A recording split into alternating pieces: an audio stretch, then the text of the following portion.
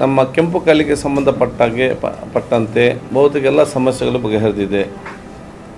ಮೊನ್ನೆ ನಾನು ಹೇಳಿದ ರೀತಿಯಲ್ಲಿ ಮೊನ್ನೆ ಕ್ಯಾಬಿನೆಟ್ನಲ್ಲಿ ಏನೆಲ್ಲ ನಾವು ಯೋಜನೆ ಉಸ್ತುವಾರಿ ಸಚಿವರು ನಾವು ಅಧಿಕಾರಿ ವರ್ಗದವರು ಕೂತ್ಕೊಂಡು ಮತ್ತು ಆ ಕೆಂಪು ಕಲ್ಲಿನ ಕೆಲಸ ಮಾಡುವವರ ಆ ಒಂದು ಸಮಸ್ಯೆಯನ್ನು ಕೇಳಿ ಅವ್ರ ಜೊತೆ ಕೂತ್ಕೊಳಿಸಿಕೊಂಡು ಕಳೆದ 5-6 ವರ್ಷಗಳ ಏನು 4-5 ವರ್ಷ ಏನು ಸಮಸ್ಯೆ ಇತ್ತು ಇದು ಪರ್ಮನೆಂಟಾಗಿ ಯಾವಾಗಲೂ ತೊಂದರೆ ಬರಬಾರ್ದು.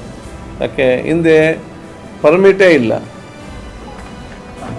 ಯಾರು ಅದನ್ನು ನಿಭಾಯಿಸ ಸಾಧ್ಯ ಉಂಟು ಅದನ್ನು ಅವರು ಪರ್ಮಿಟ್ ಇಲ್ಲದೆ ಹೋಗುವಂಥದ್ದು.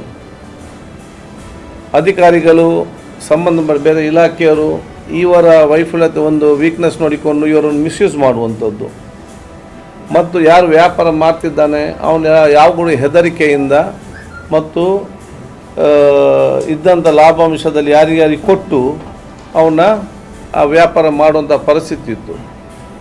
ಇದೆಲ್ಲ ಕೂಡ ಒಂದು ಫುಲ್ ಸ್ಟಾಪ್ ಹಾಕಿಕೊಂಡು ಇನ್ನು ಮುಂದಕ್ಕೆ ಯಾರೇ ಅದರ ವ್ಯಾಪಾರ ಮಾಡಲಿ ಕಾನೂನುಬದ್ಧವಾಗಿ ನೆಮ್ಮದಿಯಾಗಿ ಯಾರಿಗೂ ಕೂಡ ಒಂದು ಹಂಜದೆ ಯಾರು ಅಧಿಕಾರಿಗಳು ಹೆದರದೆ ಆತ್ಮವಿಶ್ವಾಸ ಮತ್ತು ಸ್ವಾಭಿಮಾನದಿಂದ ವ್ಯಾಪಾರ ಮಾಡಲಿಕ್ಕೆ ಏನೆಲ್ಲ ಕ್ರಮ ಕೈಗೊಳ್ಳಬೇಕಾ ಆ ಎಲ್ಲ ರೂಲ್ಸ್ಗಳನ್ನು ಕ್ಯಾಬಿನೆಟ್ನಲ್ಲಿ ಮೊನ್ನೆ ಅಪ್ರೂವ್ ಮಾಡಿದೆ.